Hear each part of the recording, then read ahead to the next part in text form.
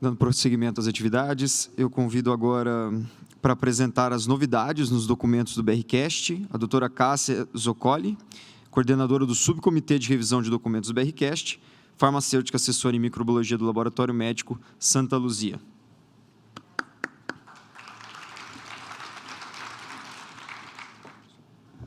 Olá, pessoal. Bom dia.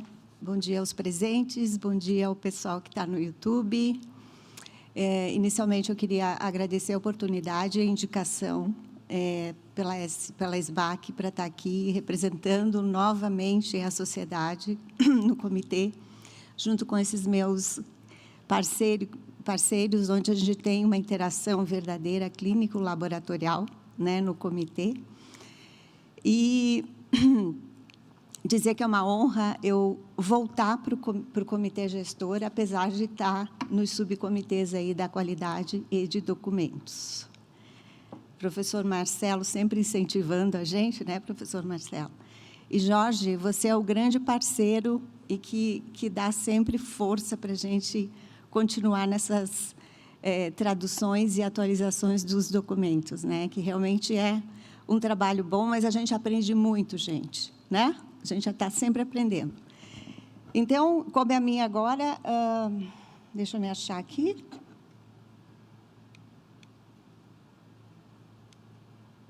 Ok. Coube a mim, então, apresentar o que há de novo nos documentos. Já foi mostrado o que já foi para o site, né? Nós estamos em março. Os documentos foram lançados em janeiro de 2023 pelo EUCast. Então, a gente está relativamente melhor do que o ano passado. E o objetivo da minha apresentação é, obviamente, mostrar o que tem de novo e lembrar sempre. Temos o comitê, temos o site, temos documentos, a importância da familiaridade. Né? É importante que o laboratório dedique um tempo para ler os documentos. Os documentos não são exaustivos, eles são relativamente curtos, com uma linguagem que dá para a pessoa entender.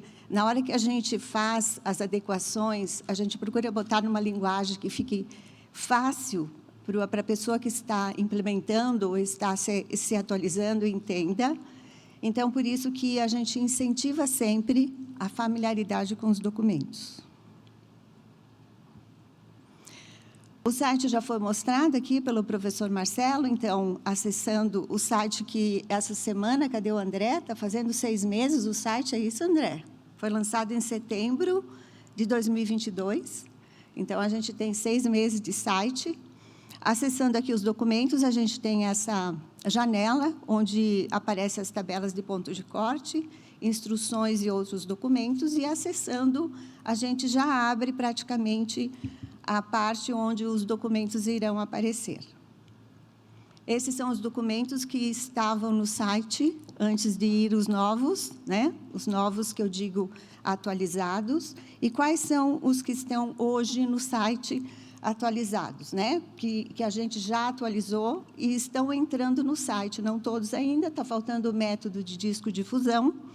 Então, a gente vê aí a tabela de ponto de cortes, tanto no PDF quanto em Excel, que já foi apresentado pelo Dr. Jorge. Em seguida, né, o método de disco de fusão, o guia rápido de leitura e a tabela de controle de qualidade, onde vai garantir que o nosso método está andando bem. Eu vou passar rapidamente entre elas, né, mostrando o que tem de novo, começando aqui com o guia de leitura.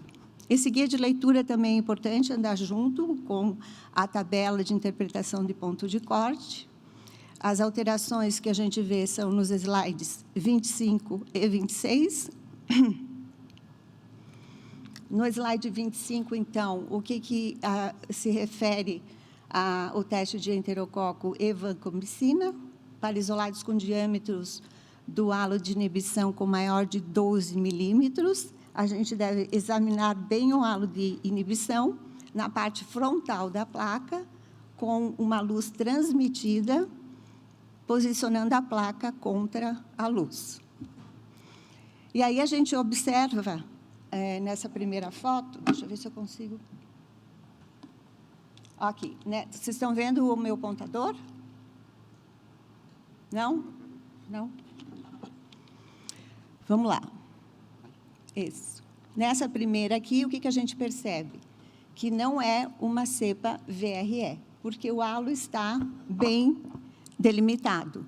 Já nessas outras 3 fotos, o que a gente percebe? A gente percebe que há colônias, né, mal definidas, com algumas com bactérias, com colônias dentro do halo, e isso deve ser confirmado, mesmo que o meu ponto de corte seja maior que 12 milímetros. Então, o que a gente tem que reforçar na bancada? Quando eu tenho esse halo maior que 12, eu preciso observar. Se eu tiver halos de inibição, como as 3 fotos aí da direita, eu devo confirmar, lembrando que eu tenho que deixar 24 horas de incubação. Na tabela de ponto de corte, isso está bem ressaltado, onde tem uma nota A, dizendo que resultados duvidosos devem ser confirmados com determinação da concentração inibitória mínima ou detecção de gene de resistência por PCR, mesmo que o diâmetro do halo esteja 12 milímetros. Em seguida, tem esse Staphylococcus aureus com benzenpenicilina, né? Também chamando a atenção para isolados com halos de inibição maior que 26. Então, a gente vai examinar esse halo, sempre utilizando uma fonte de luz. E a gente vê aí na foto da esquerda de vocês, uma borda de halo de inibição maior que 26 milímetros, e ela está muito bem definida. Então, tendo 26 milímetros e uma borda de halo bem definida, eu considero isso como resistente. No lado direito, eu já tenho um outro cenário, uma borda que não está bem definida, apesar do halo ser maior ou igual a 26, então, isso seria reportado como sensível para quem testa aí benzilpenicilina e Staphylococcus aureus. Eu queria também reforçar a importância deste manual, porque nem sempre a gente consegue memorizar como que eu tenho que interpretar esses crescimentos que não são os clássicos, né? Que não dá aquele halo de inibição clássico. Então, vocês vejam, aqui tem vários exemplos, né? Aonde que eu devo ler o halo de inibição. Onde está aquele círculozinho branco, é onde eu tenho que colocar a minha leitura, minha régua, ou paquímetro, seja lá o que for que vocês usem, para eu aferir o halo com maior exatidão. Então, veja ali, à esquerda, amoxa com clavulanato, depois aqui eu não tenho halo de inibição, e aí até a última foto à direita, onde eu tenho algumas colônias, e essas colônias, em se tratando da bactéria que esteja pura, eu devo considerar como sendo resistente. Já na fosfomicina, o cenário é outro. Então, a importância da familiaridade com o documento. Então, eu vou ignorar, ou seja, eu vou considerar como sensível, apesar dessas colônias todas estarem ao redor do halo.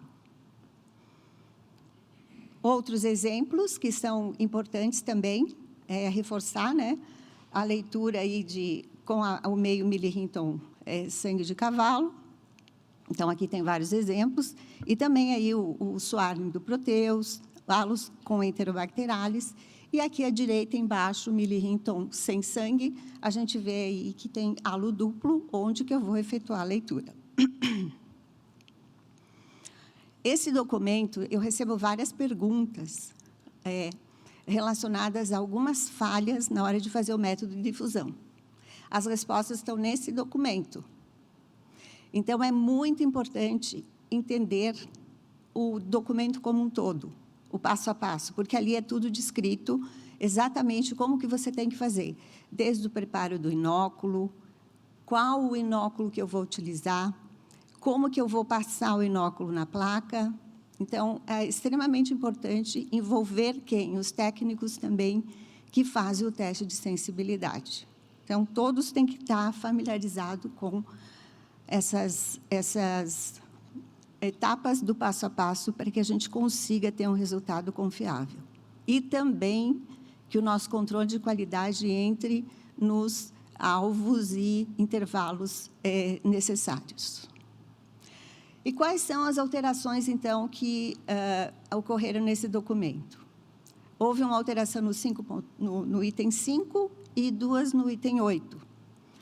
A alteração do item 5, ela fala com relação, explica melhor, dizendo que toda a padronização do ponto de corte do BRCast, baseado no EUCAST, ele está definido com discos de papel filtro, né, de 6 milímetros de diâmetro. No 898, ele nada mais é do que um texto relacionado àquilo que eu mostrei agora, do guia de leitura com relação a estáfilo e benzoilpenicilina. No item 8, 9 e 10, a mesma coisa que foi mostrada, porém, com relação à enterocoque e vancomicina. Leiam o documento, essa mensagem, né, com relação a este documento, porque, além do passo a passo, ele também descreve o método de controle de qualidade e tem um anexo que está em verde, com letras brancas, que é do comitê e subcomitê de documentos. Então, são orientações que agregam um pouco com relação ao entendimento, né, de como que eu vou investigar quando eu tenho um ponto de corte fora daquilo que é esperado. E o último documento, que foi o mais desafiador, porque em janeiro de 2023, esse documento foi revisado, aí nós do comitê começamos a já deixá-lo pronto para poder ser lançado agora em março, e eis que, no momento que eu ia mandar para o Jorge para passar lá para o profissional o PDF dele, eu resolvi entrar no site e eles fizeram uma alteração em 13/3 de 2023. Então, eu consegui correr um pouquinho com a ajuda do Jorge, e aí a Beth também, e aí a gente conseguiu lançá-lo aqui com as correções atuais já de 13/3 de 2023.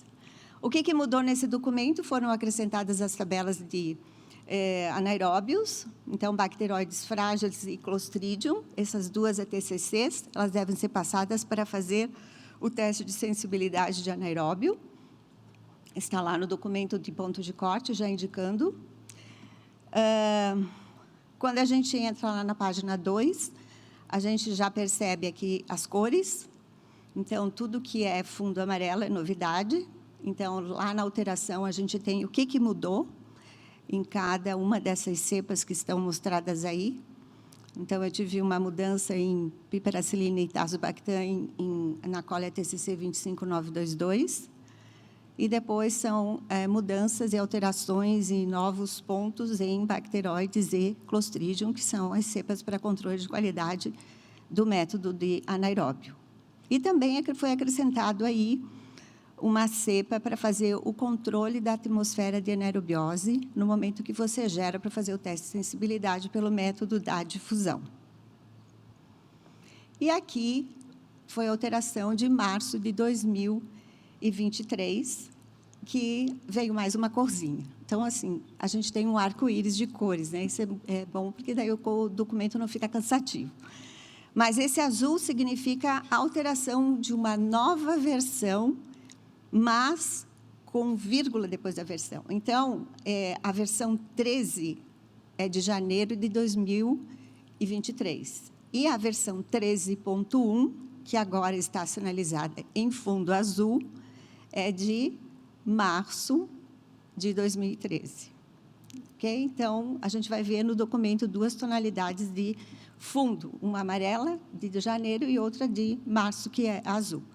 E as alterações que aconteceram com relação às cepas de controle de qualidade foi em Staphylo aureus, na cepa 29213, e no pneumococo, na 49619. E foi acrescentado aí uma cepa NCTC. O Jorge teve que importar a sua, né, Jorge?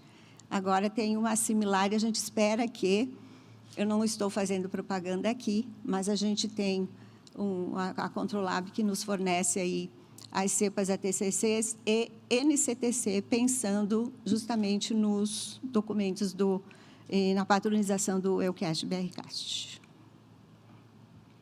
Vamos navegar um pouquinho no documento, então, tem esse retângulo em amarelo, que reforça qual é o meio de cultura que você deve usar e que tipo de metodologia, então, se é para micro-organismos fastidiosos ou não fastidiosos, né? Então, basicamente, é o que a gente já sabe, só que eles resolveram colocar isso para deixar mais claro no documento. Então, a alteração que a gente teve para a piperacilina tazobactam foi passando o alvo no método da concentração inibitória mínima de 2 a 4 como alvo. O anteriormente era 2, e com relação ao intervalo, ficou um pouco mais tolerável, né? Então, era 1 para 4, agora está 1 para 8. No Staphylococcus aureus, então, a alteração que teve foi agora em março, onde foi incluída aí um teste para amoxicilina e amoxa com clavulanato, com os seus respectivos alvos e intervalos de controle de qualidade esperado. Pneumococo da mesma forma. Então, a gente tem aí amoxa com clavulanato com essas alterações na concentração inibitória mínima. E as tabelas de bacteroides, né? Então, bacteroides frágeis, com essa TCC, onde a gente vê aqui pontos de cortes para controle de qualidade do método de clindamero, metronidazol e piperacilina tazo. E aqui embaixo ele coloca, né, umas notas. Outra coisa importante, a gente precisa ler todas as notas. Este ano, eu li o documento inteiro do BRCAST, tudo, letra por letra, até porque a gente queria fazer um trabalho que cada vez fique melhor. E realmente, cada vez fica melhor. O Jorge apontou 2 inadequaçõezinhas aí que não interferem no...